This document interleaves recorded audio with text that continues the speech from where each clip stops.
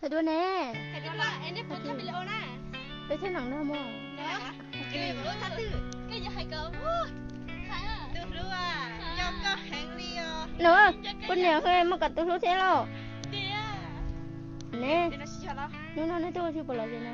Rồi gì đó, rồi gì. Wow, gì thế nào hả? Nó bắt đầu phải tiệm ăn cái gì bên nhà hậu tôi nè. Bên nhà hậu tôi nè. Không sao, không sao. Chứ không tôi nó chưa mua tao bỏ nó nên chơi tao tôi thế. Chơi tao mà. Bên nhà tôi. Wow, con cái đi thao, thằng tôi cô thao con cái đấy hả? Wow, bây giờ đã khó xé rồi liệu. Bây giờ nó giờ phải cuốn nữa.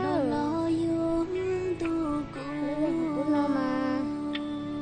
Nhớ đâu khó xé cơ đi. Nó nói bỏ phố quá. Nó nói bỏ phố bỏ tao trắng bỏ tao trắng.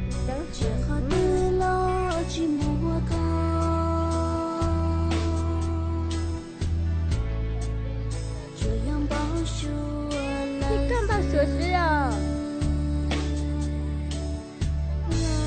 Tôi chỉ trong sữa ok. Tôi chỉ mình cho nó đỡ chỉ tao. Cô nhìn giá tiền thế tôi có rồi, đến đó chỉ trong này nó sẽ cơ.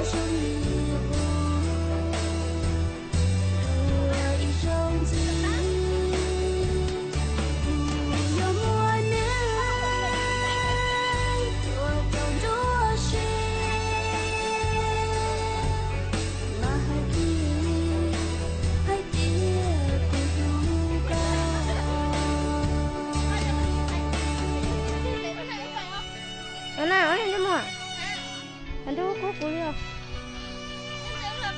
Gác cờ là cú thế mà, không có cú. Anh đâu có cú thay.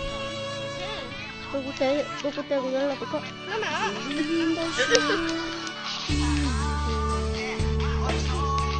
Chạm luôn cái răng có thì tôi chỉ bảo đi. Wow, nên chị sẽ mới chú ăn cái tổ. Tổ cái gì tổ này? Tổ này.